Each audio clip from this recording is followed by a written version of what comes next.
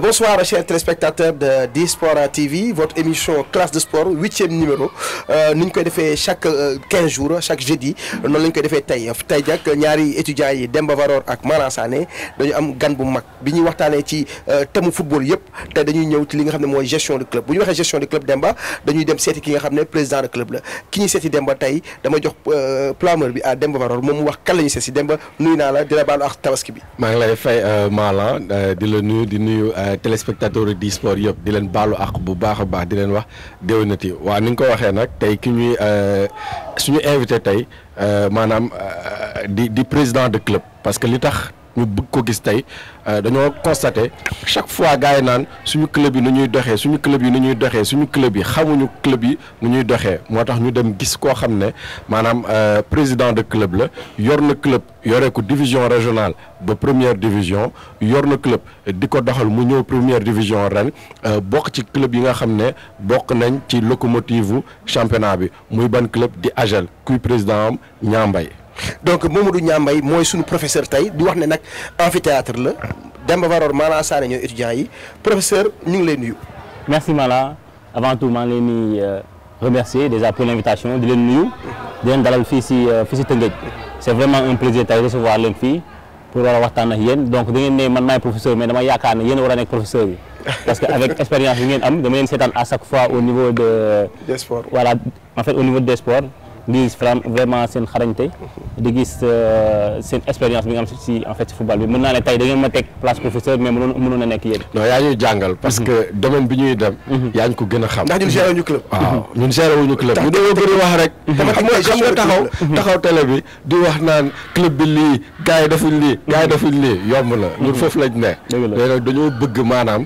yax yi début bi dem club nu muy juddoo nu muy màggee naka lay fonctionner naka la ñuy dem ba développer le club ci sens yëpp. parce que développement club ku ko wax xam ne du formation kese du maanaam dem football kese lu bëri mu ngi ci. et donc loolu la ñu bëgg a tey maanaam à travers yow sa parcours. maanaam ñu xam vraiment club dëgg-dëgg naka lañ koy gérer. balaa muy dugg sax ci parcours dëgg-dëgg la gestion d'un club professionnel. d'abord ñi seetaan bëgg nañ xam kan mooy Mamadou Niambay fan la jàngee lan mooy parcours am lan moo ko dugal ci football bi lan moo ko dugal ci sport bi Mamadou Niambay. wax sa bopp moom dañuy wax parfois yombul mais mën naa ne Niambay doomu dafa juddoo yaroo màggee Tëngéej après am possibilité à un moment mu dem jàngi en France mu jàngee ba pare mu ñëw ñibbisiwaat fii nii au niveau du Sénégal. mu ñëwee Sénégal aussi. yan étude nga def en France. yan étude peut-être su ma ko naree expliquer bon mën naa ko tënk si ba ma amee bac ba ma am benn bac scientifique après ma am possibilité dem jàngi li ñuy wax les classes préparatoires des grandes écoles donc dafa nekk des classes yoo xam ne dañuy regrouper les meilleurs dans chaque terminale surtout la plupart ñu def S1 indi leen. si benn classe bu restreinte lu ñuy wax les CPGE.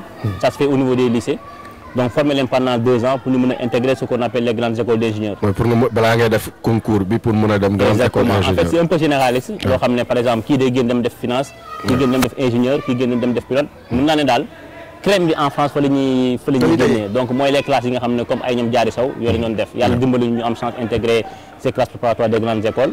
ñu pare yàlla def en 2 ans ñu def les concours intégrer une école d'ingénieur donc à la base je suis ingénieur en réseau et télécommunication.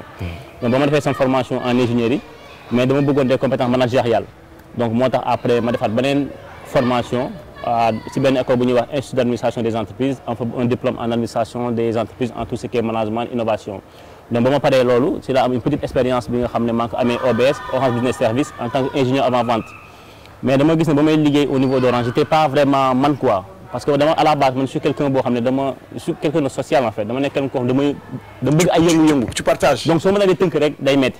donc ba ma commencé après 5 mois 4 mois. donc je me suis mënoo liggéeyal nit. exactement j'étais pas fait pour ça. léegi après si laa bëggoon bon disons dem defi leneen loo xam ne si laay gën a gis sama bopp. bon après leen laa amoon expérience si ma doon def Orange j'étais dans un projet bu ñu doon wax le digital workspace. donc on développait des applications yoo xam ne on permettait aux entreprises yu nekk en France ñu mën a liggéey n'importe où n'importe quelle heure et depuis n'importe quel terminal donc ma nekk ci chef de projet di ci dem di ci liggéey ba ci yàgg après un moment ma ne non man lan laa war a mën a def comme pour instant bëgg naa arrêter liggéey en même temps aussi bëggatuma toog France parce que vie boobu bon mënatuma woon vie boobu dem liggéeyi wàcc ñëw toog sa xel Sénégal non boo sama xel muy voilà da nga ko jàppee woon vie servitude peut-être un peu exactement ma xam ne aussi su ma nekkee ci loolu peut-être daal xam naa ne je suis pas moi-même. En plus dafa amoon leneen aussi leneen li mooy dama doon lire man je suis quelqu'un damay lire beaucoup donc dama doon lire ay livres ba tombé si benn livre bu ñuy wax Père riche Père pauvre ak benn livre bu ñuy wax Napoléon Hill bu nga xam ne doon réfléchir et devenir riche donc après si la commencé affaire entreprendre commencé mu dugg quoi même bu fekkee ba ma nekkee en France man xamoon naa ne entrepreneur la mais na ko xamee li ma xamoon mooy ba ma nekkee en France dama soboon par exemple même ba ma nekkee en France dama amoon statut auto-entrepreneur parce que dama créé benn société bu ñuy wax étude boo xam ne dama doon joxe ay cours à domicile. Par exemple Malang day am doomam. bëgg ko defal ay cours à domicile mu jël ma koy defal ay cours à domicile en mathématiques en physique chimie ainsi de suite may fay par mois. ba ma demee ba si biir mu ma commencé jël ay benn ñaar ñu ma xam commencé me placer quoi. léegi maintenant après ba ma demee entreprendre ma xam ne si loolu laa amoon expérience mooy tout ce qui est soutien scolaire cours à domicile. beneen bi mooy comme ni ma waxee sànq tout à l'heure vu que je suis une personne sociale dama doon aider sama xarit yi nekkoon fii en France ñu ñëw jàngi si foofu en France. li ma doon def mooy dama dem si école yi. laajte wutal leen ay inscription ñu envoyé seen dossier ma déposé leen dafa leen la procédure en ligne ainsi de suite quoi ma koy def di ko def ba yàlla def ma dimbali si ñu bari ñu ñëw jàngi foofu gratuitement. est-ce que loolu éposé wul étude idée wu solo étude bi. oui exactement parce que foofu laa jëm quoi. léegi ba ma paree bëgg a ñibbi Sénégal bëgg a monter une société si laa xam ne ñaar la am expérience dans tout ce qui est digitalisation et tout ce qui li ma doon def le côté social. si laa réfléchir ma ne non je vais créer une société boo xam ne parce que j'ai vu que à l'époque amoon na ay agences yu nekkoon fii yi nga xam ne ils accompagnaient les étudiants pour ñëw jàng en France. mais ñu si bëri jubuñu gars yi dañ leen xalab rek exactement dañ doon arnaquer étudiants yi wala ça partait dans tous les sens quoi. à un moment ma jël benn moment ñëw fi pendant un mois def étude de marché ba ma defee étude de marché bi xool exactement quels sont les problèmes yi fi nekk ma ñibbiwaat en France après j'ai créé après si laa commencé bind business plan bi. yan année à peu près. en 2014 2015. ok 2014 2015. c'est la bind projet bi ba ma paree projet bi ma déposé ko à l'OFI OFI benn agence française la comme Campus France yi nga xam ne par exemple étrangers yi nekk foofu noonu tey boo amee un projet boo xam ne nga bëgg a ñibbi si dëgg ils peuvent t'accompagner en fait dañ lay accompagner financièrement donc quand j'ai déposé le projet ñoom étudier projet bi gis na c'était vraiment un projet intéressant après ils m'ont financé en fait autour de 5 000 € après ba ma amee loolu laa ne donc j'ai le projet am naa benn départ bu ndaw ça va me permettre aussi moom ñëw Sénégal au moins ubbi sama société mais li ma la wax sànq yéegal li moom si côté lire bi mooy après dama lire benn article en fait si benn site riche pauvre. non loolu c'était pour ma am le côté entreprendre en fait. xam ne aussi bon fii la en fait sama voie nekk. mais beneen côté bi mooy dama am benn article ma lire boo xam ne dama gis kenn koo xam ne ingénieur la ñoo yor le même profil il gagne autour de 2500 € quelque chose comme ça. mais moom bu tegee lu muy gagné 2500 € yi bu génnee loyer am génne lu muy fay charge génne lépp il lui restait moins de 500 € par mois. par mètre en fait par mois. et le gars il disait que man lii laay dund. amaguma jabar amaguma doom amaguma dara parce que may envoyé Sénégal damay def et quand j'ai regardé le gars li muy man je me retrouvais si moom. man si je continue su ma desee fii France je suis obligé de vivre la même chose. avec moins de 500 € par mois c'est sûr que tu vas jamais réaliser quelque chose donc yooyu yëpp moo booleewu le fait que li ma doon def pourtant jàng naa ko pendant 5 ans je suis ingénieur di liggéey Orange mais xam naa ne ça c'est pas ma voie. beneen bi mooy aussi li ma doon def le côté social di aider étudiants yi ñëw jàng si en France beneen bi mooy ma xam ne li may gagné nii su ma si génnee toutes mes dépenses. après du ma si génn loolu yëpp moo tax ma ne non maintenant damay jël risque ñibbi au Sénégal monter une société boo xam ne je vais accompagner les étudiants sénégalais ñu ñëw jàng si en France. mais ba léegi bëgguma woon jël risque parce que damay ñëw monter ko bàyyi fi ñuy liggéey ma ñibbi Sénégal en fait ma ñibbi France di ko piloter comme ça après voilà quoi mu commencé waat liggéey foofu mais ba ma ñëwee Sénégal bi société bi commencé doxal je me suis rendu compte que non si je reste pas ici. le projet ne va pas marcher. foog nga fekkee. donc il faut ma fekkee donc à un moment leen laa mënoon def pour ma mën a toog mooy dama ne non damay toog di si liggéey ba sama carte de séjour jeexee en fait Sénégal ma xam ne instant mënatuma dellu donc ma toog di liggéey si projet bi donc def ko exprès ba sama carte de séjour ma xam ne instant mënatuma dellu donc je suis obligé ma réussir fii par la force donc loolu moo tax mu gën a focus sur le projet mais le projet c'était pas seulement sur l'étude mais c'était aussi beneen projet bi ñuy wax Pack Digital je faisais tout ce qui est application comme mënoon liggéey Orange en fait parallèlement mais côté application Orange France ouais. mais c'était un peu compliqué parce que les applications yu ma doon defar fii di dem c'était quelque chose de nouveau entreprise bi xamuñu ko donc damaa sol sama dàll dem seeti entreprise yi expliquer leen le projet expliquer leen kii bi sa logiciel bi lan leen mën a dimbali si tout mais gars yi ils étaient réticents quoi si laa xam ne bon il y a du potentiel sur ça mais sur l'étude moo ëpp potentiel moo tax ma gënoon concentré aussi sur l'étude comme solution pour les études ba ma ñëwee nag commencé di ko def de façon sérieuse en fait on a commencé à accompagner des étudiants donc ñuy ñëw si ñun ñu leen accompagner sur toute la procédure ak benn sérieux bi ak benn rigueur bi surtout ñu jàngee foofu et tout en plus accompagner de bout en bout donc bañ defee loolu à un moment ça a marché et que en 2 ans on est devenu leader Donc quand je suis devenu leader au niveau du Sénégal, moi je n'ai plus rien à prouver ici nii. Je me suis dit que maintenant il faut que ma jéem a ubbeeku en fait, que ça soit panafricain. Léegi si laa gis même ça avant boobu dafa am ay étudiants yu doon jógee en Côte d'Ivoire, au Congo yoo xam ne dañ jaaroon si man fii nii. sa filière. Effectivement def la procédure avec solitude. Ils ont commencé à parler avec leurs amis yi nekk en fait yi nekk foofu noonu quoi. seen dëkk yi léegi seen ñoom ma gis ne dañuy jógee seen dëkk yi. pour ñëw ba fii pour me accompagner sur la procédure. nga ne pourquoi pas ma élargir ko. Non, pourquoi pas ma dem ubbi dans ces pays là ma xëy rek benn jour rek. dans la sous-région ma ne non ban pays moo gën a jege ma ne Côte d'Ivoire ma dem jënd billet dem Côte d'Ivoire. Côte d'Ivoire aéroport ba mu wàccee boobu laay doog a xam ne booy voyager en Afrique il faut nga am carnet jaune yooyu noonu quoi. carnet sanitaire service d'hygiène. Voilà et ñu téye ma foofu après defal ma piqûre bi defal ma affaire yooyu defal ma carte bi ma génn dem wut local recruter foofu à l'intérieur def fa benn 1 mois 2 mois donc monter société. et bi ngay dem xamoo kenn Côte d'Ivoire. da nga dem rek. xaw kenn Côte C'était d'Ivoire. la première fois nga entreprendre il faut nga ñeme risque. Effectivement. ku ñemewul risque comme man mënoo entreprendre. Non, entreprendre moom boo ñemewul risque mënoo ko def. J'ai ouvert en Côte d'Ivoire après Kërti ça a marché. J'ai ouvert au Togo, au Bénin, ainsi de suite. Et jusqu'à présent, ça fonctionne. Jusqu'à présent, je suis dans 16 pays en Afrique. Jusqu'à présent, donc c'est panafricain. On est dans 16 pays en Afrique et chaque année, on accompagne plus de 2000 à 3000 étudiants. Tu as piloté bataille à partir de Dakar. Mais moi, je commence à dire dans le football. Football, quand tu es réellement dans le football? Dans le football, le football c'est ma passion en fait. Même si je suis en France, dimanche, je suis en école, je me fréquente ay anciens joueurs lañ yi nga xam ne après ñu war nañ li ma di jouer fa amateur donc sama fréquentation loolu woon te on jouait chaque week-end j'ai que ça comme passion en fait football mais bon après. est-ce que mënoon nga bal. non mën naa fa man la ñu woowee Neymar rek bu ñu ko woowee Neymar rek mën na. non mën naa fa bal. waaw man Lentini lañ ma doon woowee taxaw ma dara. waaw bokkul non non xam nga Lentini as tuut quoi. bien sûr. mais dama ko ragal nag Albertini c'est un très grand joueur du Milan aussi. mais dama ragal bëgguma ko ma gaañ nag en plus sax man ba ma nekkee jeune sax xaw bëggoon naa jouer cadet mais benn laa dem entraînement 11h ba 13h waaj ñu dawloo jouer laa bàyyi. man xam naa ne mënuma lii ma mënuma ko non loolu moo tax soo xoolee footballu ma quoi donc c'est ça après nag bon li ma dugg si football mën naa ne ba ma ñëwee fii à Rufisque man j'ai voulu rester habiter à Rufisque en fait ça c'est très important pour man. dama bëggoon être référence parce que dama ne ñun ñëpp bu ñu yàlla mayee teraanga wërsëg ñu jóge suñu banlieue daw dem dëkk Dakar à un moment ñi fi nekk jeunes yi du ñu am référence. ku ñu identifié wu en fait man loolu sama tenir à cœur en fait ma nekk déjà référence. nga xam ne suba xale bu màggee dana man maay Modou Niang Mbaye. bëgg naa mel ni déw pour man ça c'était très important moo tax j'ai voulu rester à Rufisque. maintenant ba ma rester à Rufisque aussi toujours sur le côté social avec la structure Solu Études j'essayais de voir mënuñu tu peux pas aider tout le monde. mais leen laa gis ne boo si aidé woon boo leen aidé di nga aider tout le monde mooy aider les ASC. aider les ASC c'était quoi je me disais que football bi sama passion la. en plus xam naa ne passion ñëw parce que bu nekk taan ñëwee engouement bi et tout je vais commencer à sponsoriser des équipes donc c'est là commencé jël ay 3-4 équipes jox leen ay moyens Solu Études jox leen xaalis accompagner leen quoi accompagner aussi zone bi accompagner donc ainsi de suite ma gis ne commencé na am engouement année bi si topp aussi les gens ASC bi ñoom bëgg na fu ma dimbali leen laa ne non maintenant mais sponsoriser ASC yëpp c'est même pas on peut dire c'est des subventions. ASC bu nekk ma jox la benn montant. mais toutes les ASC de Rufisque. toutes les ASC de Rufisque. sans exception. bu mujj bi 300 000 la ñëpp jot. effectivement te loolu maire yi sax duñ ko def. voilà en fait ça je le faisais je fais pas de la politique. mais dama war a participer en fait fi ma dëkk participer c'est une façon d'aider en fait.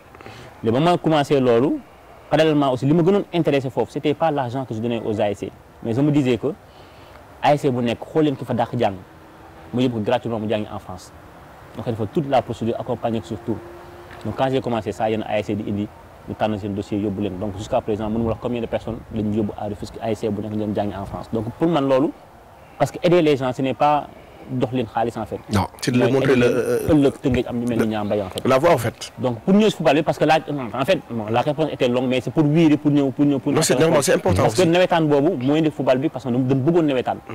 léegi bu ñu demee ba si biir fekk j'ai un ami Makhète Diop Paco Boy boo xam ne on a à travailler sur des projets man ak moom donc peut-être mu xam samay compétences benn jour ñu toog di waxtaan nii ba si yàgg moom moo nekkoon AGEL yàgg na nekk AGEL quoi depuis ba ñu créé AGEL ba tey il était le bailleur.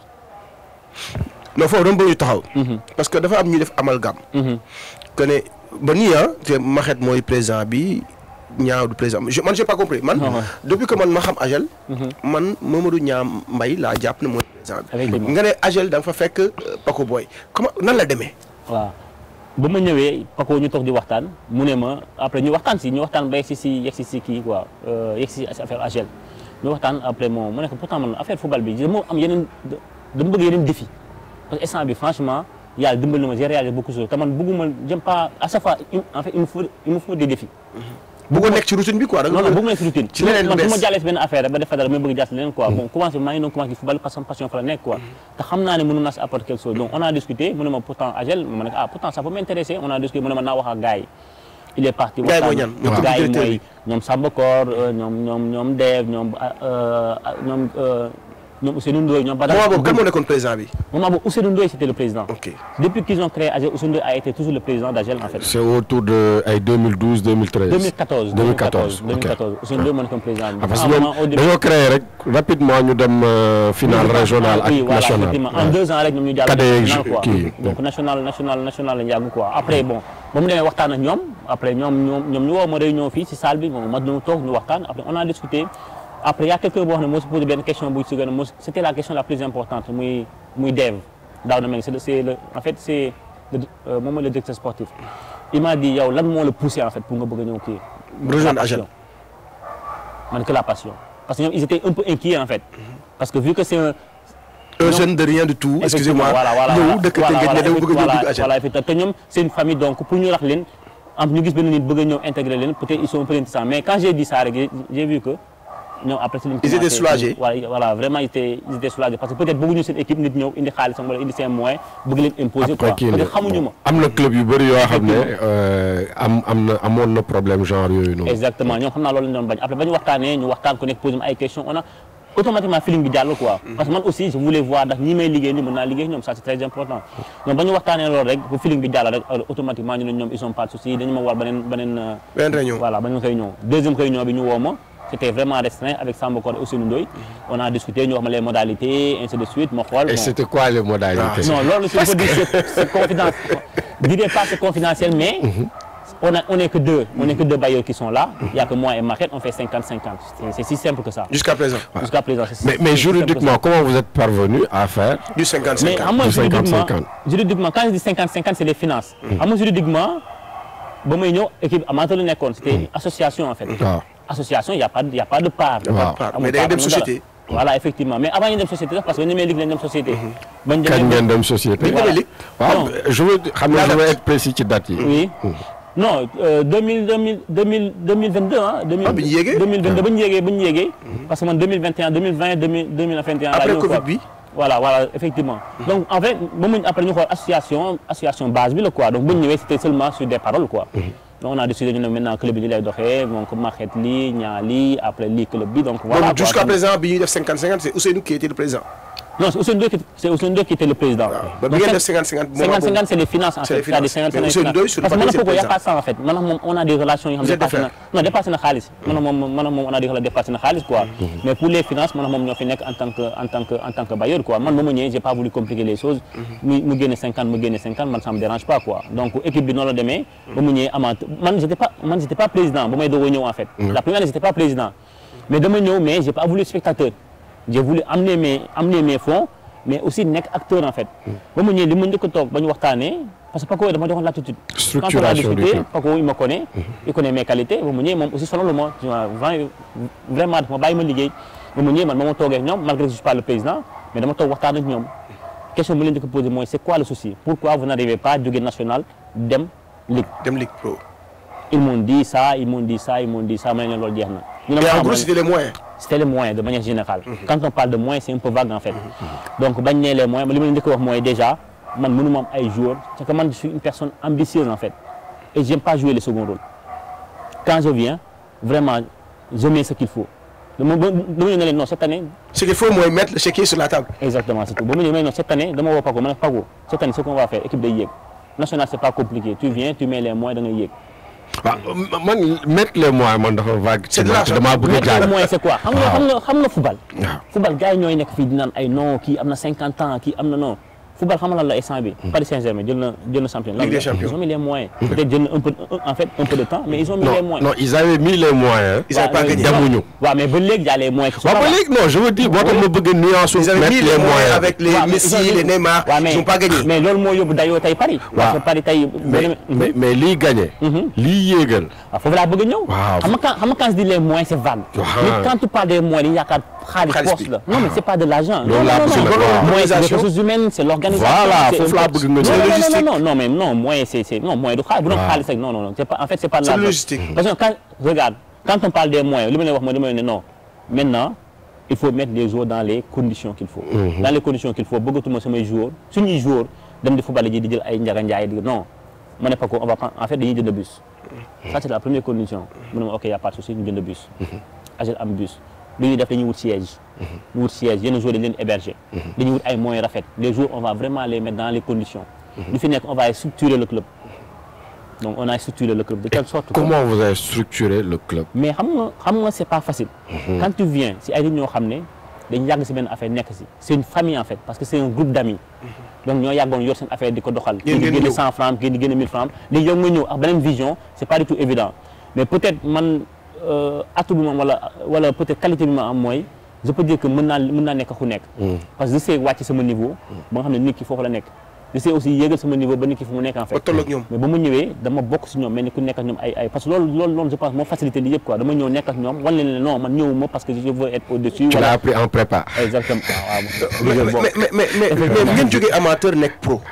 tey jii ba tey mu am. continuer ci 50-50 non parce que man structuration dama bëgg ñu xam sur le plan juridique.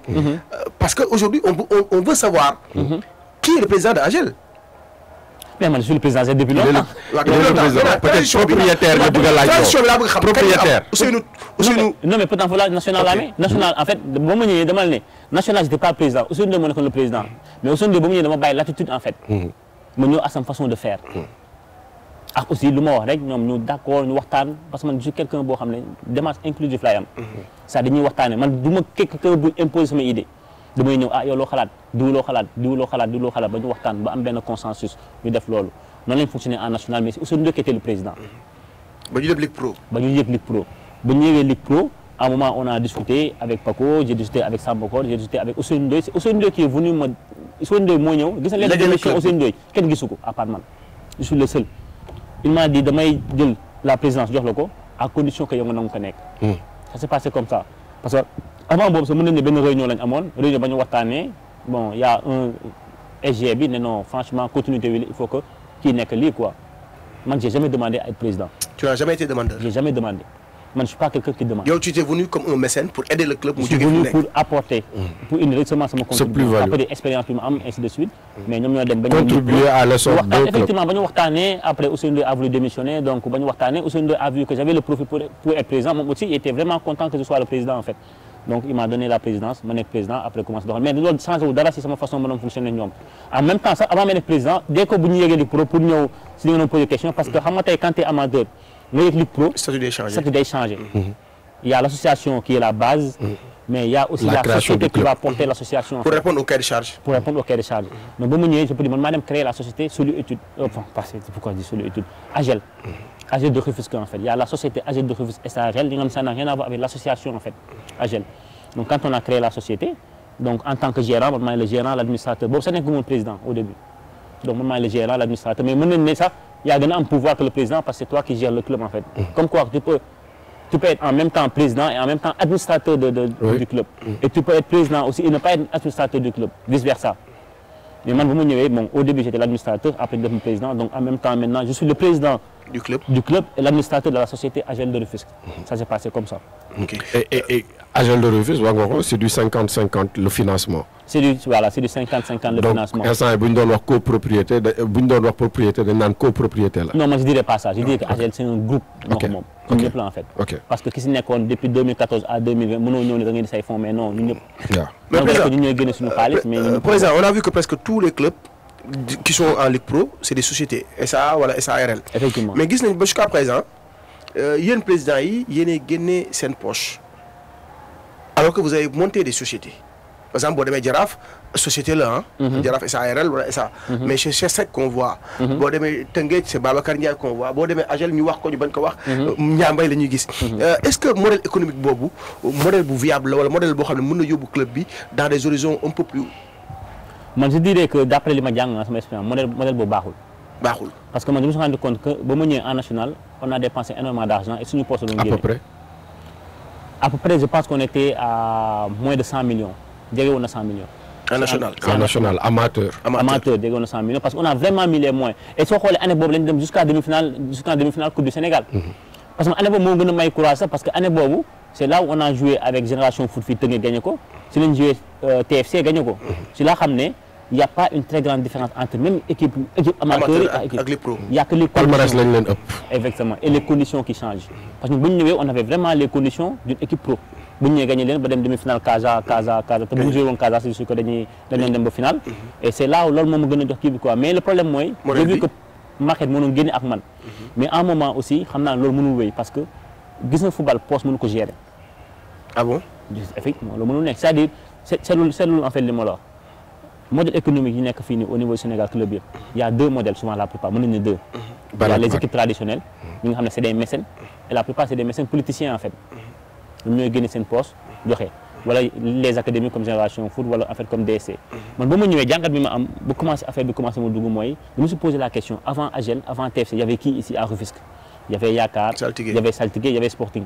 moi j'ai posé des questions pourquoi équipe yi nekkoon ci kaw jékki-jékki wàcc bu gaaw sax. c'est là comprendre ne parce que gars yi Sénégal modèle économique football bi moo baaxul parce que des équipes traditionnelles yi nga xam ne y a un président mécène qui est là nga xam ne mooy génne ses fonds souvent la plupart politicien lay nekk di génne bon bu nguur gi daanu mu ànd nguur gi daanu équipe ba dee wala par exemple bu affaire am doxatul équipe ba dee donc on peut pas gérer un club comme ça bu ñu ñëwee Ligue Pro avec Market et toute l'équipe on a discuté j'ai dit moo wax leen mën na leen modèle bii mënul dox il nous faut un modèle économique boo xam ne viable en plus il nous faut une équipe compétitive parce que dañ fi nekk suñu nawle parce que mënoo am équipe boo xam ne gars dañuy jàpp dóor rek man j'aime pas parce que bëgguma défaite mais il faut qu'on ait benn modèle boo xam ne on aura une équipe compétitive mais en même temps aussi nañu am benn modèle économique boo xam ne on pourra au moins am ay retour am ay fonds yoo xam ne dañu koy jëlee sur les transferts parce que il faut savoir que fii modèle économique bi am dans le football c'est soit merchandising c'est soit par exemple ci li ngay am tout ce qui est billetterie ou droit télé yi nga xam ne fii Sénégal amul doole wala les transferts mais bu mu ñëwee AGEL j'ai remarqué qu'il y avait du potentiel en fait parce que AGEL a gagné beaucoup de coupes sur les petites catégories AGEL c'est une équipe formateur buy en fait formé mu xoolee laa xam ne y a du potentiel maintenant ce qui les manquait mooy quelqu'un boo xam ne capable na defal leen ay transferts je peux dire ba mu ñëwee AGEL ba léegi on a fait plus de 10 transferts on a fait 2 transferts à Dubaï on a fait 2 transferts en Arabie Saoudite on a fait 2 transferts en Europe benn Belgique ak benn Portugal on a fait 6 transferts au Liban. donc et ça a rapporté à peu près combien? beaucoup d'argent. beaucoup d'argent moo tax ma ne leen les gens ils peuvent pas ne pas comprendre ils pensent que Niambay ak Paco dañuy toujours génne seen poste mais non parce que modèle économique ba ma gisee dañu commencé gis suñu bopp ñu commencé def ay transferts nga xam ne man malgré que loolu mënul couvrir budget ñun bu ñu yor parce que man mën naa ne le budget c'est à combien? mais comment vous êtes arrivé à faire des transferts alors que amagoo leen woon jamono yi ay joueurs yu ñu médiatiser. mais on avait des joueurs parce que bu ñu ñëwee Ligue 2 on avait Pape Youssou Niang c'était le meilleur joueur du Sénégal ak instant boobu noonu. Youssou c'était le meilleur joueur en Ligue 2. mais pour revenir à ça. le budget présentement c'est à combien? actuellement au niveau d'AGEL. oui c'est 280 millions hein. Man, je suis sûr qu'à part des équipes comme TFC, des équipes comme Jaraaf et Génération Foot, on dépense énormément. On dépense énormément parce que nous, je ne badine pas avec ça. Et Market aussi ne badine pas avec ça. 280 millions, c'est énorme. C'est-à-dire, on met vraiment les moyens. On met vraiment les moyens en fait. Salaire, prime. Il y a encore bien nous autres. Une prime, j'ai vu. Tu fais servir la requise. Effectivement. Voilà. Est-ce que nous avons état d'esprit joueur parce que aussi, des fois, ils peuvent se dire que oui, tu as gagné parce qu'il y a les primes qui nous ont. Non, ça aussi c'est pour les motiver. Donc, modèle économique, beaucoup indé. Parce que même pour ça, en Ligue 2, j'ai vu que le budget était énorme parce que nous commençons à faire des salaires. Nous avons gagné ce poste, des centaines de millions. Nous avons gagné ce poste parce que nous avons gagné ce poste pendant des années. Nous avons le modèle économique là indé. On sera entre une académie et entre une équipe traditionnelle. Il faut avoir une équipe compétitive comme ça. Si on a TFC, de nous humilier. On aura une équipe on va jouer les premiers rôles. C'est très important. Et en même temps, on aura une équipe jeune. J'ai dit à Taban, que je salue de passage, que c'est mon équipe, pour une équipe, au moins il me faut 5 jeunes yoo xam ne 17 ans 18 ans 19 ans parce que boo bëggee jaay Europe il faut nga am joueur yu am âge surtout et que des joueurs qui vont jouer si tu as un joueur qui a 18 ans qui joue mais forcément dafay da nga koy mën a jaay facilement. Donc quand on a fait ça, vraiment ça a marché. La première année, on a vendu Pape Signan, on a eu autour de plus de 150 000 euros, 120 000 euros, plus en fait les bonus. On a vendu Pape Bissou, malgré que couvrir le suñu kii, mais xaw nañu kii tuuti. xaw na amortir les dépenses. xaw na au moins amortir les dépenses tuuti. En plus, on a une équipe compétitive parce que dañu nekk si fenn foo xam ne pour que nit ñi ñëw aussi di la seetaan si pour nga am aussi retour si billetterie. Il faut nga am benn équipe bu baax. Sinon bu ñu la jàppee di dóor rek gars yi duñu ñëw si ànd. mais am ngeen quand même sponsoring parce que gis nañ ci le riz Sangomar gis nañ ci Solu Études Solu Pass. Est-ce que ñooñu aussi dañuy injecter de l'argent bien vrai que c'est des filières qui appartiennent au président de l'AGEL aussi. Voilà effectivement Edupass c'est ma société je peux dire je suis cofondateur de cette société, c'est une société française. En même temps Solu Études c'est ma société. Complexe P-Boy c'est à Market. La marque P-Boy c'est à Market. Donc ñun c'est nos sponsors.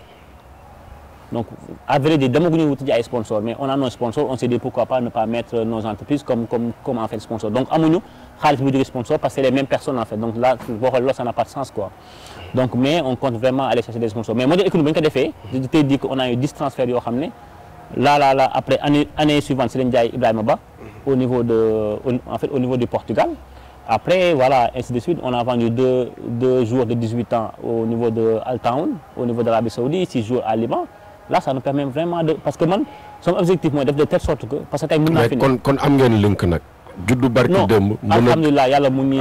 parce que gars yi tamit ñu ngi formé. ah non. gars yi ñu ngi joué ay. c'est pas gratuit qu'ils font jouer des jeunes de 18 ans. comme Lamine Bey comme Ousseynou Fassé. Est-ce que on va pas les perdre l'année suivante. mooy que tu peux faire jouer. non c'est sûr tu peux faire jouer des jeunes. mais pour génne leen il faut nga am link. waaw man alhamdulilah yàlla dimbaluñu que dañu sopp on a beaucoup de links en plus on a Samba Kol Cissé qui est là qui était un ancien international bu am beaucoup de réseaux si dëkku arabe yi. Man j'ai beaucoup de réseaux au niveau en Europe li ma xam si ay agents ay relations xaw ma nu mu toll. Donc ñun on n'a pas de problème pour jaay. Mais spécifiquement vous travaillez avec un ou deux ou des agents. Non on travaille avec plusieurs agents. Des agents de renommée internationale qu'on peut avoir des noms. Oui je veux pas citer mais oui. non agent kay mën nga ko citer rek. mën naa ne ba ñuy def suñu premier transfert c'était avec Ibrahima Sonko ancien international. Thierno Seydi. Oui non pas avec Thierno Seydi. On a travaillé avec Alioune qui est vraiment connu Alioune Efara. Voilà Alioune Efara qui sont vraiment connus. Là am na agent boo xam ne là on est sur des deals yoo xam ne bon yàlla bu si cet dugg. agent bu mag a mag en Angleterre non. Oui non am na agent bu mag a mag la donc voilà quoi donc on est et là cette année là on est sur 4 transferts yoo xam ne c'est presque sûr à 100% en fait. Donc li ma doon wax modèle économique ma doon wax mooy. Gis nga une équipe ne peut pas gérer ay mécènes mënuñu gérer équipe parce que bu ñu daanoo équipe day daanu donc moo tax ne modèle économique boobu dañuy am une équipe compétitive plus maintenant am des joueurs yoo xam ne on sait qu'à la fin de la saison dañu leen mën a jaay parce que ñun on n'a pas de problème pour jaay joueur en fait wala pour yóbbu joueur la fi test. mais RSE bi vous avez Sococim à côté qui sponsorise l'équipe d'à côté Teungueth FC. Oui. Vous n'avez pas fait ces démarches là pour que mu mën a nekk parce que aussi. vous faites la vitrine de Teungueth aussi. Effectivement ñu ngi ici et c'est en cours et je pense qu'ils vont nous accompagner parce qu'on a déposé un dossier là-bas moi j'ai eu un entretien avec le directeur on a longuement discuté et je pense que peut-être dinañu accompagner parce que man depuis que je suis venu ici à AGEL pour te dire mosuñu recevoir 1 franc de personne même la mairie loolu laay déploré. équipe Teungueth yëpp ñu ngi koy jooy. même la mairie mosuñu jox 1 franc. Donc nous ñoo génn suñu poste di jéem a def de telle sorte que équipe bi fonctionner plus maintenant les retours yu ñu am sur les transferts donc li ma doon wax sànq mooy man sama liggéey actuellement mooy def de telle sorte que équipe bi indépendant d'ici les 5 ans à venir sans que ma nekk fii ñax bañ a nekk aussi Paco nekk fi parce que le problème mooy Paco mën a di génn mais bu ñu taxawee équipe bi dafay taxaw loolu laa bëggatul nag. mais instant bi parce que boo mu waxee transfert. ma transfert tey boo leen fi jógee. c'est pas sûr que ngeen amati transfert. Donc normalement ci modèle économique bi war na am leneen loo xam ne yéen a ngi koy xalaat pour muy financer club bi chez les Arabes par exemple au Maghreb depuis les années 60 70 80 ñoom ay biens immobiliers lañ jëndaloon seen club yi ñu leen di ñuy financer ay hôtel yu bëri boo demee club yi ñoo xam moom ay Raja ay Waak man séjourné naa hôtel boo xam ne waa Waak ñoo ñu invité GIA Waak ñoom moom kii bi Vaid Halilhodžić liir naa ko en 93 bi muy gagné kii bi ak Raja. Ligue des champions ak Raja ci hôtelu Raja la dëkk saison boobu noonu yëpp donc est-ce que yéen tamit am ci seen modèle économique pour yokk xaalis bi xalaat ngeen genre yooyu noonu. Exactement soo xoolee on est dans ça parce que soo gisee may wax transfert yi man c'est pas le montant du transfert qui m'intéresse mais le fait de placer le joueur quelque part boo xam ne damay xaar à la revente le plus important c'est pas ce que tu gagnes booy def transfert mais à la revente parce que on a autour de 15 à 20% joueurs bu nekk et on a des joueurs qu'on a placés yi nga xam ne on est sûr que mënuñ leen jaay plus tard plus de 10 millions d'euros donc quand tu as 10 millions ou 20 millions d'euros et que tu récupères 20% c'est combien? Donc tu peux récupérer facilement 4 millions d'euros.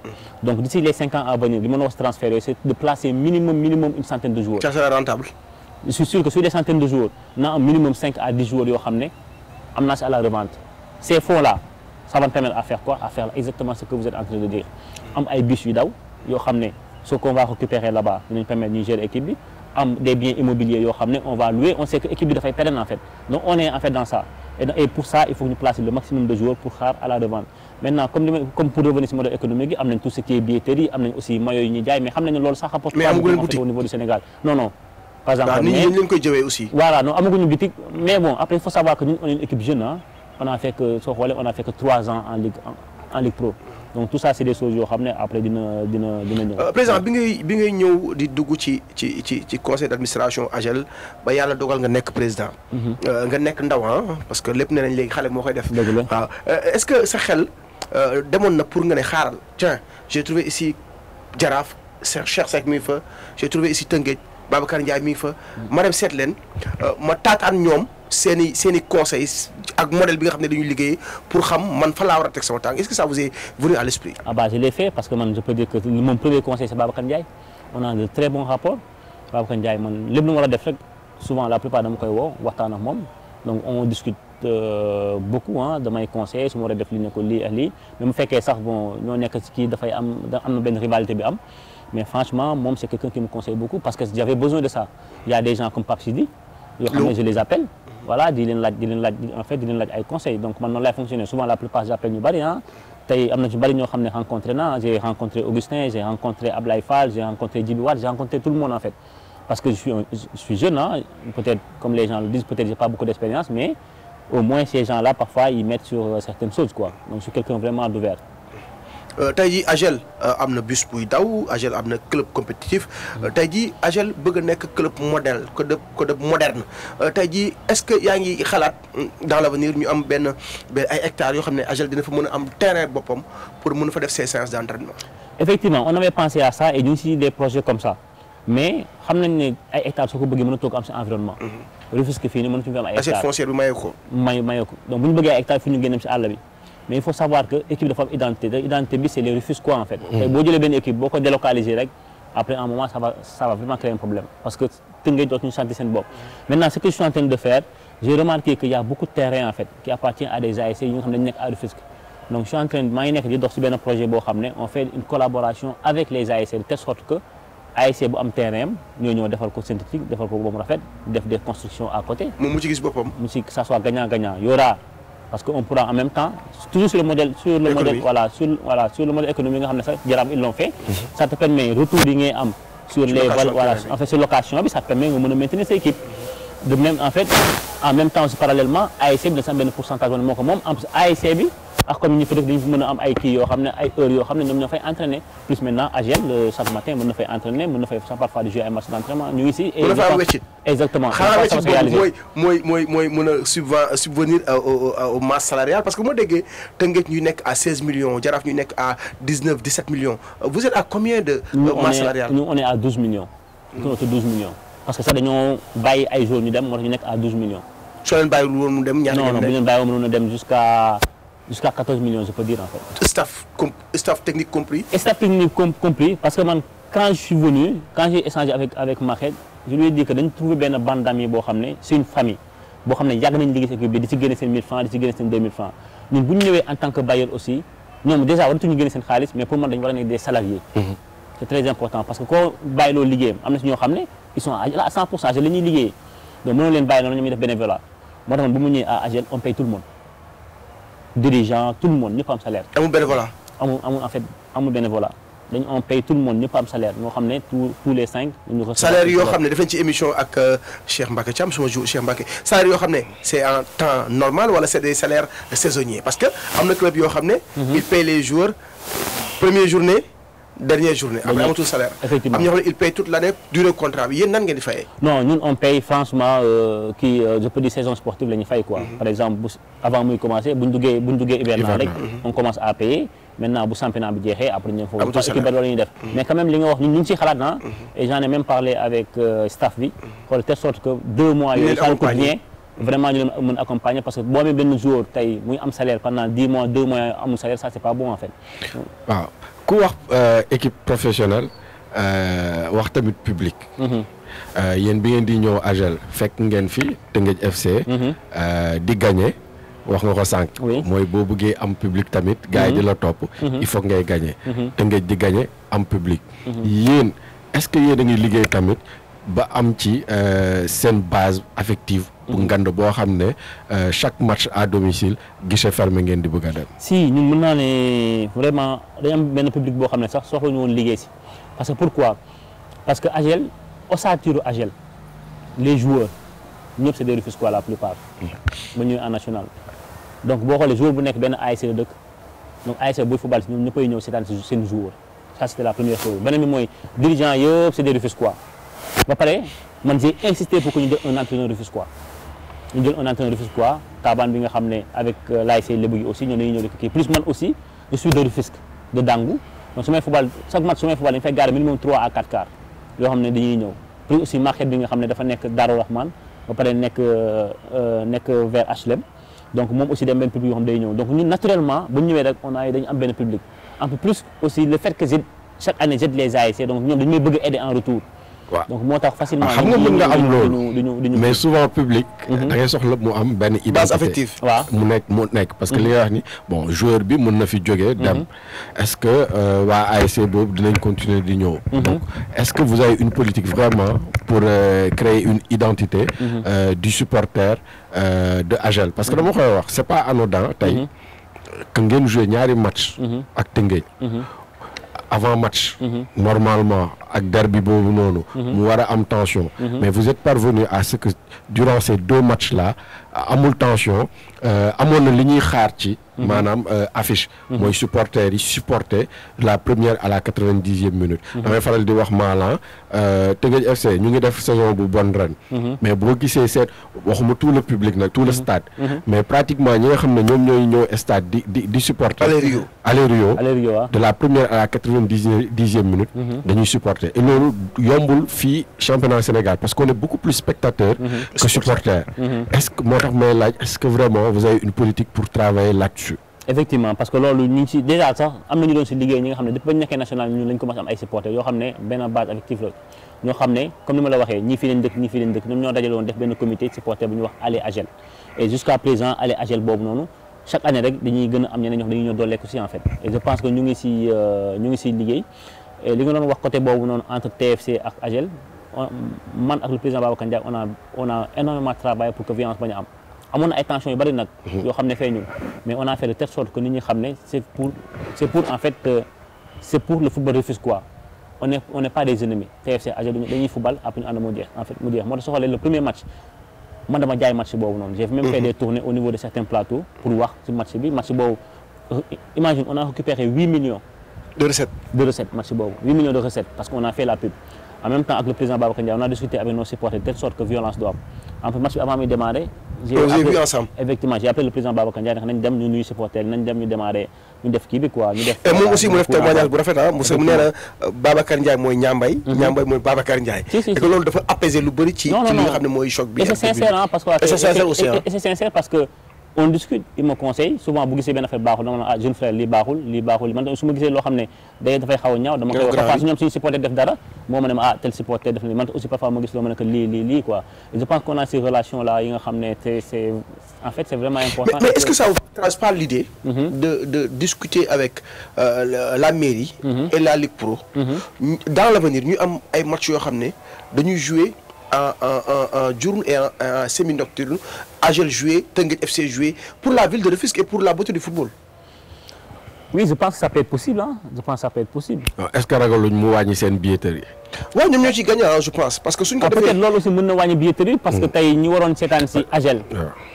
ak ñi war a seetaan si kii vu que c'est les mêmes bu fekkee dañuy ñëw dafay wàññi billetterie bi donc mieux vaut ñu séparer les journées de telle sorte que. AGEL jouer dimanche comme d'habitude. voilà ñuy jouer dimanche ñuy jouer bu ko defee ñun dañuy am recette ñoom ñu am recette quoi parce que recette boobu si on arrive à faire des matchs comme AGEL TFC et qu'on récupère 8 millions si on arrive à faire ça vraiment ça va vraiment nous soulager.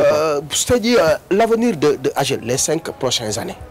C'est quoi? Les prochaines 5 années mooy li ma wax sànq man lépp li may liggéey instant bi mooy faire de telle sorte que le club soit stable financièrement. L'Afrique vous en pensez? Si évidemment mais man gagner ay titres instant bi nii franchement c'est pas ça l'objectif. L'Afrique c'est pas ça bu ñëwee ñëw na mais comme ni ma ko waxee je veux pas que yeneen équipe yi lu ñu dund AGEL dund ko en fait boobaa dama si am benn part de responsabilité moo tax lépp li may liggéey c'est vraiment que le club soit stable financièrement les 5 prochaines années. ma xam ne man mën naa toog télé samay tànk bu ma yoree bu ma yoratul parce que bu yoree bu yoratul équipe bi dina mën a doxal boppam pendant 5 ans maintenant si on arrive à faire ça je pense que loolu on l'aura cette année là parce que avec les transferts yi ñu def nii ba pare placer ko plus ce qui va venir là effectivement yi ñu nar a def nii on a vraiment beaucoup de demandes on a 4 à 5 jours on est sûr à 100% que c'est déjà acté ils vont partir si on récupère ces fonds là vraiment ça va nous permettre de am benn stabilité financière pendant 2 ans 3 ans maintenant plus ce qu'on aura après à la revente ça va nous permettre vraiment pendant 5 ans, on est tranquille. Si on arrive à faire ça, je vais aller gagner des titres. On va aller gagner des titres. Gagner des titres, c'est pas compliqué. C'est-à-dire, c'est pas... Jaraaf li muy def mën nañu ko def. Jaraaf li muy def TFC li muy def c'est aller sortir les moyens aller gis nga daaw saison ba muy démarrer Jaraaf fu mu dugg naa fa TFC fu mu dugg naa fa. Je suis parti jusqu'à Tivaouane rencontrer le papa de Almami. Je lui ai proposé 2 fois ou 3 fois lu ko Jaraaf proposé. Ah mais c'est Jaraaf la. C'est Jaraaf lu mu doon jouer. Donc joueur yi nekk Jaraaf yëpp amul ku ñëw fii. mais ren commencé goo ko parce que am nga joueur yu war a dem ah. ah non ren déwén bi ñu ñëw équipe bu ñu am déwén. mooy gën a baax équipe bu ñu am ren. ah bon. ça c'est sûr à 100%. donc ça c'est un scoop. et dans la formation parce que wax nga ko. 5 ci bokk na ci seen modèle maanaam mën a transférer. et dans la formation loolu leen prévoir pour ces 5 prochaines années. dans la formation ñu prévoir mooy ne on a discuté avec Taban avec ça telle sorte que. On aura minimum 2 à 3 jours yoo xam ne c'est petite formation en fait c'est petite catégorie la ñuy jógee. mais petite catégorie ça se passe comment. si non en fait lu muy demee mooy ñun soo xoolee ici à Rufisque dañuy liggéey école football yi fi nekk yëpp. ça va nous permettre foofu la ñuy piocher suñu U17. donc on n'est pas au niveau de la formation mais pré-formation bi la ñuy kii donc bu ñu recruter foofu les meilleurs ah aussi Sambakol il connaît des joueurs en fait et Sambakol il recrute des joueurs un peu partout. on a des pépites au niveau d'AGEL man j'ai des joueurs yoo xam ne xam naa joueurs yi c'est sûr que dañuy football li ci lekk xaalis. Donc on a vraiment mis les moyens hein. On a vraiment mis les moyens de nous voir. Faut moins faire sur les études. Non la petite catégorie non ça n'a rien à voir avec sur les études donc ça c'est la petite catégorie d'AGEL. Les U17 on a vraiment des joueurs yoo xam ne foofu on a mis les moyens formation bi à chaque fois dañuy dem louer parfois ay stade bi parfois ñu dem louer ay terrain donc on met vraiment là-bas les moyens en plus parfois dañuy jaral ñu dem gis benn académie boo xam ne yor na benn joueur bu baax ñu fay ko le montant qu'il faut récupérer joueur bi donc là ñu ngi liggéey foofu bu baax a baax plus les U17 que ça soit les U17 et les U20 et je pense que d'ici les années à venir sax peut-être on n'aura pas besoin d'aller prendre des joueurs ailleurs du ñu am ci petite catégorie bi U17 bi ak U20 bi ça va nous permettre au moins mën a alimenter suñu voilà suñu parce que li may petite catégorie il nous faut des joueurs de 17 entre 17 et 19 ans qui vont jouer en fait en senior. C'est normal parce que loolu mooy jaay ci marché bi. loolu mooy jaay parce que un joueur bu commencé dépasser 19 ans rek 20 ans rek day génn Europe. li ngay mën a dem mooy ci dëkku naar yi. ok tey jii xanaa dañuy def transition bi parce que actualité bi Demba. c'est la candidature de Mamadou Niang Mbaye au niveau de la Ligue de Dakar la Ligue de Dakar tant convoitée te li ma doon Ligue de Dakar bu nekkoon jeeg la moom wala jigéen moom disquette la moom. ñi koy lab dina bëri. tey jii ñuy waajal élection. man damaa bëgg a xam sax pourquoi c'est convoité. la Ligue de Dakar pourquoi c'est convoité. Non, je ne veux pas répondre. Pourquoi c'est convoité?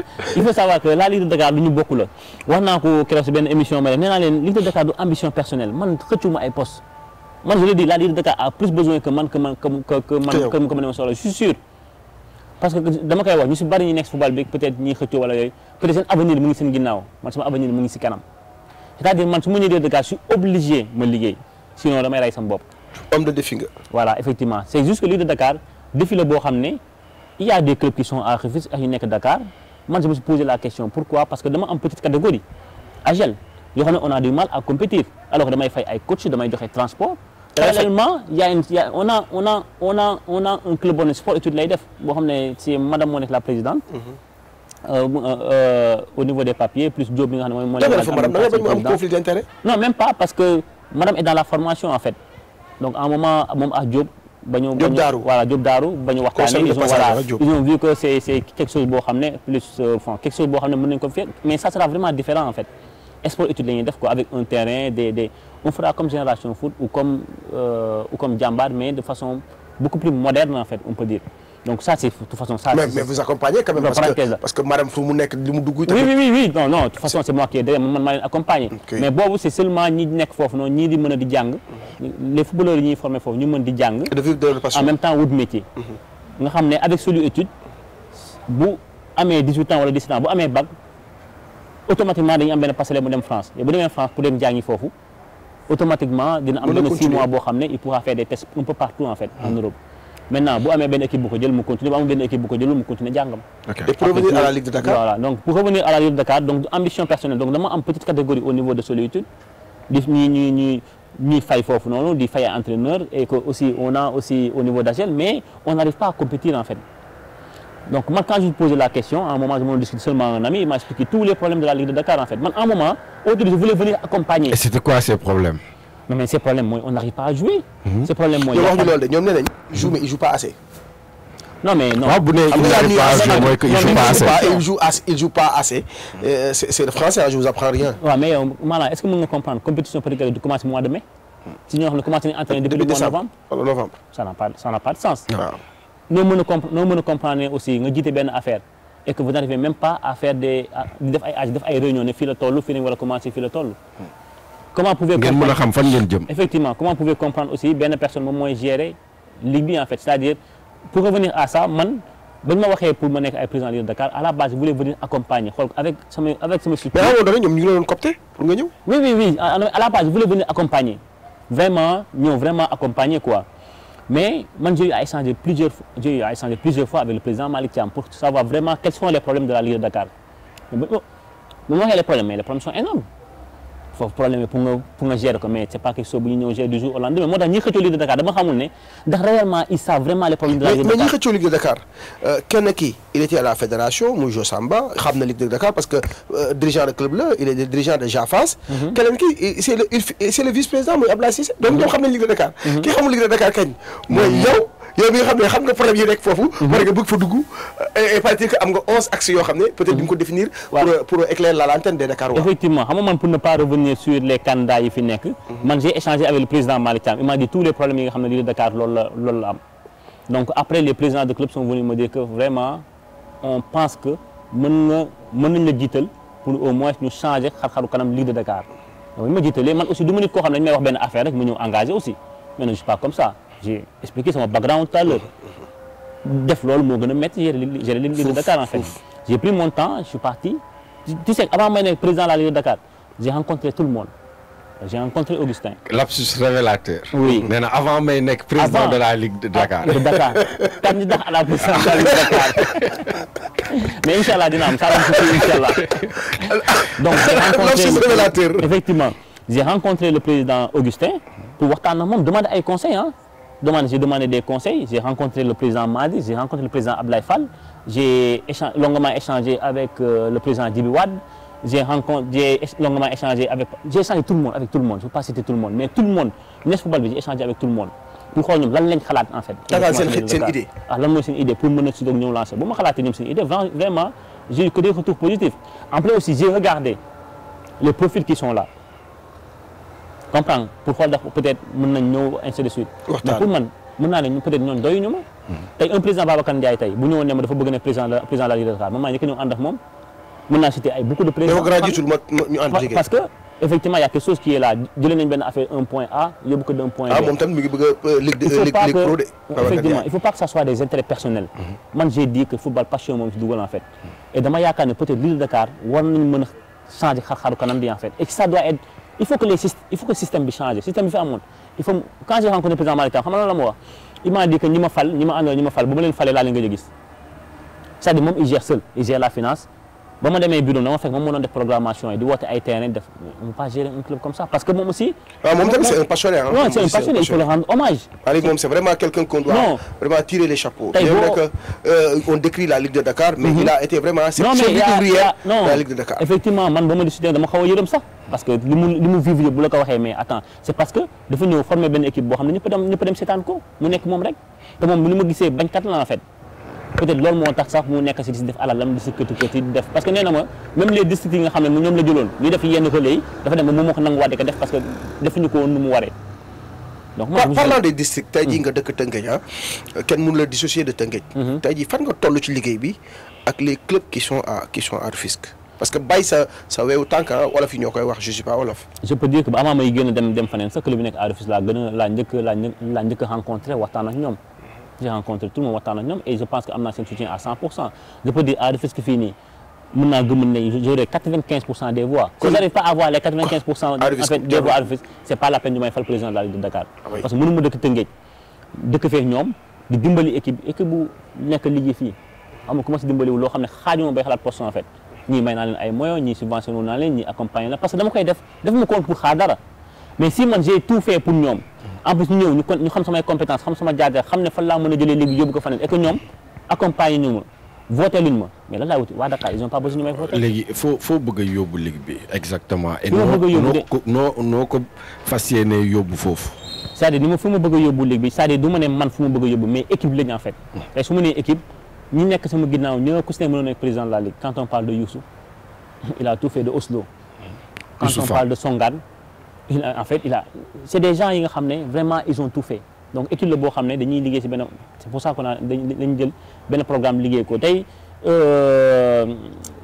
seen confrère Mbaye je pense que directeur la voilà exactement c'est une DG il m'a invité plusieurs fois nekkul moom rek j'ai été invité par yeneen chaînes yi 2S TFM ainsi de suite mais les gens n'arrivent pas à comprendre mënu ma am les mêmes démarches que ñeneen ñu ñuy am parce que mënu ma ñëw di xëccoo benn affaire def la même chose ñeneen ñu ñuy def peut-être moom il a dit que peut-être damay ragal ñëw télé wala peut-être xaw ma lu may wax. kon doo toog fii moom effectivement donc peut-être moom après si am naa émission yoo xam ne loolu la ñuy bëgg a wax même sax yenn candidat yi ne lañ xamul lan la war a wax ils ont pas compris c'est-à-dire on n'est pas nekkuñu si benn élection présidentielle wala benn élection maire dañu nekk si benn élection boo xam ne c'est les acteurs du football c'est-à-dire c'est les présidents des clubs nga war a convaincre parce que ñoom ñoo la mën a voter seen voix moom importance c'est-à-dire man dama ne du respect ma dem télé toog di tararar yi di wax naan non damay def lii alors que dewuma rencontrer les concernés moo tax liggéey bu mënoon liggéey depuis longtemps peut-être sa programme yu bëri avant muy génn waxtaan naa président yu bëri seeti naa district yu bëri dem waxtaan ñoom xool question lan mooy seen problème lan lañ xalaat si Ligue de Dakar ainsi de suite ba ma waxtaan ak ñoom ba pare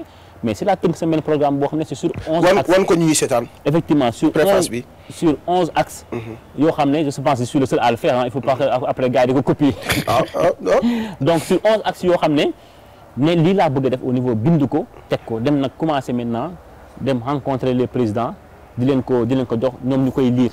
mais axes yi 11 axes yi am na ci peut-être ñetti axes yoo xam ne mooy les axes prioritaires bien vrai que tout est priorité.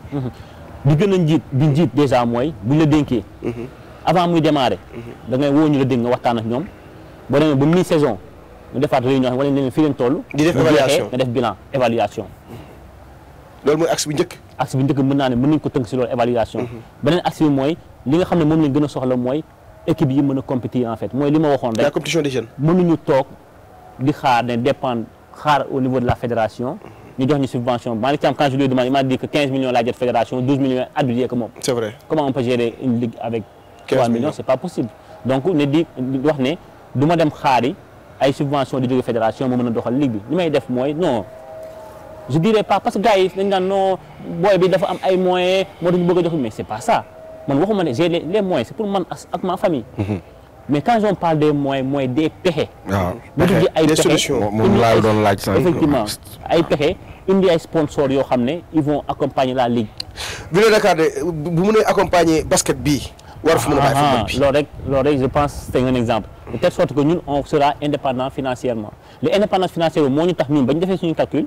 on s'est dit que maintenant petite catégorie bi on sait que dès le mois de novembre décembre ils vont commencer à compétir et ils vont jouer plus de matchs tey boo xoolee suñu équipe yi U17 yi ak U20 yi topp mais ça se reflète parce que ñoom nan lañ defee sélection yi Si tu n'as pas en fait, vous faites qu'ils ont joué, comment tu vas faire des compétitions? Ils n'ont pas assez de matchs. Donc on va dire qu'à partir de novembre, plus tard décembre, les compétitions vont démarrer. D'ailleurs, aussi, petite catégorie pour ma formation de importance. Mais on va faire de telle sorte que nous, on a dit qu'on va accompagner ou subventionner les licences des petites catégories en fait. Je ne dirais pas subventionner parce que la fédération est subventionnée, mais pour tout ce qui est licence des petites catégories, nous, on va accompagner financièrement, dire en charge.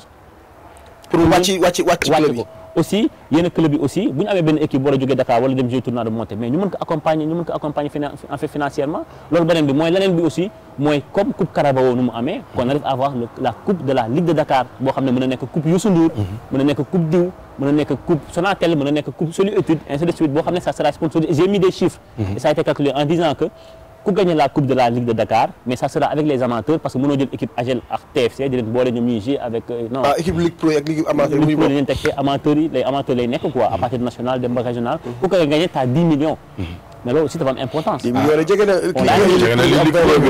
finalistes ont 5 millions, les demi-finalistes ont 3 millions.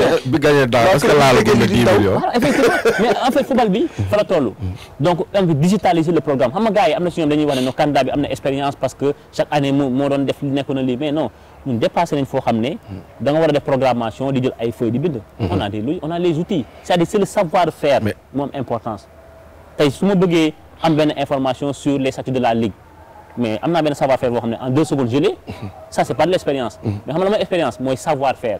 Savoir, nan la mëna def 100 équipes mu ngi ni, bu mëna def programmation bi en quelques secondes ba nga xam damay génn la liste.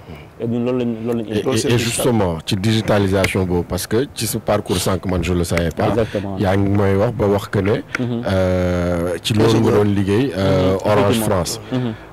Ñu gis que ne ci football Sénégal muy fédération di Ligue Pro côté digitalisation dañ ci tardé lu bari mais yow est-ce que structure yooyu noonu parce que léegi yaa ngi Ligue Pro à travers AGEL yaa ngi fédération à travers AGEL est-ce que tu as proposé benn genre projet boo xam ne mën nga gérer soit yow wala sa entreprise la digitalisation du football sénégalais? Effectivement, je pense que les connaissances sont là.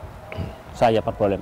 Et man, soo xoolee sax mooy gën a xëccu la Ligue de Dakar, c'est-à-dire dama bëgg a wane benn savoir-faire bi nga xam ne jeunesse bi léegi moom la am. mooy li may wax c'est-à-dire il faut que système bi fi nekkoon mu jógee. C'est-à-dire il faut de l'innovation, il faut que lu bees. Et je pense que peut-être digitalisation boobu noonu parce que gars yi quand tu parles digitalisation parfois ils sont un peu réticents, parfois dañuy xaw a ragal. Mais c'est quelque chose boo xam ne je sais pas parce que dañu xamul en fait parce que xam nga ñoo am nañu aussi effectivement affaire bon gérer affaire yi lañ xam quoi peut-être xam nga nit boo ko bëggee jëlee si zone de confort am rek parfois dafay xaw a difficile mais ñun tey yàlla bu ñu dimbalee ba dénk ñu au niveau de la Ligue de Dakar on va faire de telle sorte que tout sera digitalisé xam nga man bi ma waxee Ligue de Dakar laa njëkk a def man damay daw internet dugg Ligue de Dakar xool mais j'ai aucune information doo gis benn information y a pas de site internet amul page Facebook amul page Instagram amul dara. Mais non, la première chose que je vais faire, je vais créer un site internet pour amener bépp information, même statut de la Ligue, beaucoup de gens, da ngay dugg fofu cliquer bu jox la ko en fait. Nous am transparence en fait. Lépp am transparence. La gestion et tout. Tout ça va suffire. Les finances.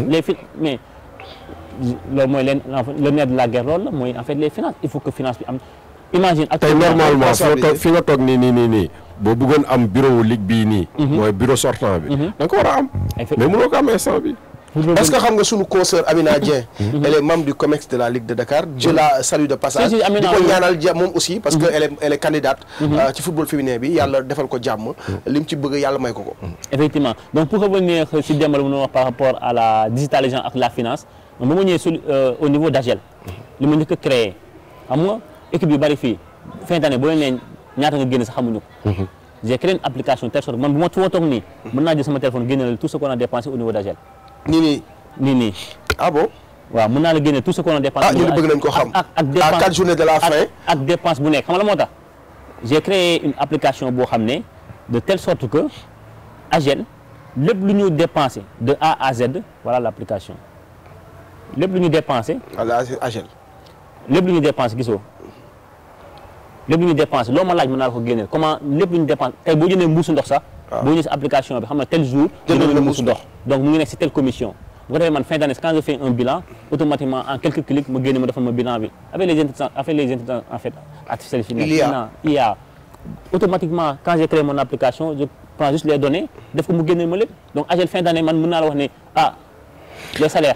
Ligue de Dakar deful bilan bi passé. waaw mais mënuñ def bilan parce que. président mënuñu waaj a jeexal émission bi ñu ngi koy jeexal sax depuis 10 minutes rasul ne ma jeex na. te mënuñu la taxaw ci sa cellule de communication bu AGEL. gis nañ ni aussi club bi mu juddoo yàggul mais vous regardez droit dans les yeux. les autres clubs parce que man je suis sur les terrains comme Demba. gis nañ ne vous tournez sax avec 2 caméras ak Yolo Box et tout ça. tey jii nan ngeen xeexee ba mettre en place votre cellule de communication votre cellule digitale. parce que c'est digital aussi. gis naa ci Amadou il fait un excellent travail. tey jii nan ngeen taxawalee tey jii seen cellule de communication bi digital bi ak télé bi tout compris. donc ni ñu ko taxawalee yomb na parce que ba ñu ñëwee ñun on s'est dit que mënoo jaay jour tamoo ay vidéo yu baax. peut-être cette année yàlla dimbal nañu on a des sports yi nga xam ne maintenant tous les matchs dañu koy am mais avant c'était pas ça. donc ba mu ñëwee on a fait telle sorte que dañu ne il faut ñu am caméra yu baax. il faut ñu am ñoo xam ne vraiment maîtriser lu ñuy def de telle sorte que on avait créé benn cellule de com boo xam ne ñoom li ñuy def mooy seulement les matchs d'AGEL ñoo koy jël ñoo koy def en direct ñoo koy commenter def de telle sorte que match bu jeexee ñu dugal ko en ligne. waaw vidéo Youssou Niang yi moom waroon na àdduna gi. voilà très bien yooyu aussi c'est des choses yoo xam ne ñun on lay def Youssou mën naa ne man maa ko booster ni ma ko booster mooy da ngay jël séance yi nga xam ne Youssou a fait un excellent match. booster ko au niveau des réseaux sociaux. tey su ma bëggee vidéo Youssou Niang 1 million de Sénégalais seen ko mooy dañ koy def on sait comment faire. donc pour revenir ci cellule de communication ñi nga xam ne ñoom lan mooy seen rôle. mooy seulement filmer les matchs dugal ko chaîne AGEL di ko teg en direct en fait ak aussi def ay émissions ñeneen ñi comme ay am seen rôle mooy la community manager. il gère que la page Facebook la page Instagram la page LinkedIn on a fait de telle sorte que vraiment on est une équipe. je tenais à les féliciter parce que ils font un travail remarquable aussi parce que liy jaay équipe bi aussi. ñoom daf ci bokk donc moom je tenais à vous remercier par rapport à ça. waaw Demba xam naa ne fii la ñuy jaaree tëj ñu bàyyi le président Mamadou Niambay mu placer ses derniers mots xam naa sax am na lu ñu jot a tëb par rapport ak yenn transfert yi nga xam ne c'est des joueurs étrangers yi nga xam ne rejoindre nañu AGEL tey bàyyi ko mu àttu ci loolu jaarale fa wax ak sénégalais yi li nga xam ne moom moo ñuy xaar muy les échéances qui arrivent muy la Ligue de Dakar tant convoitée par les présidents de club par les acteurs du football président Niambay.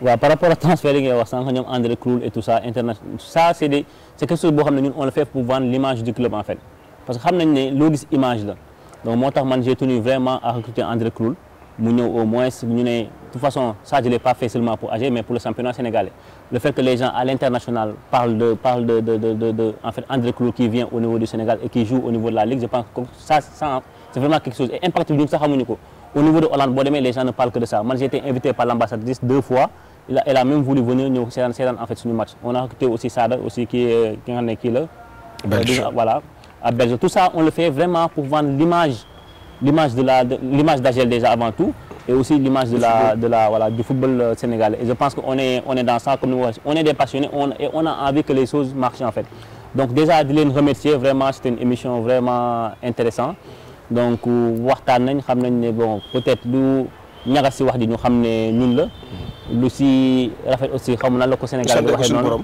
voilà vraiment c'était un plaisir et que lu ñuy wax mooy si échéance yi di ñëw mooy man je parle directement au président des clubs en fait c'est-à-dire football maintenant nekkatul émotion nekkatul copinage il faut pas dire que diw xam naa ko pendant des années wala diw ñoo nekk non moom lay àndal non football li xam la mooy les compétences c'est-à-dire il faut voir est-ce que cette personne-là est capable gestion football waaw football bàyyi ñu suñu émotion. effectivement non mais non émotion bi si ne su ma nee émotion mooy. non mooy gestion bi vote yeeg yooyu noonu. mais à la base business la en fait.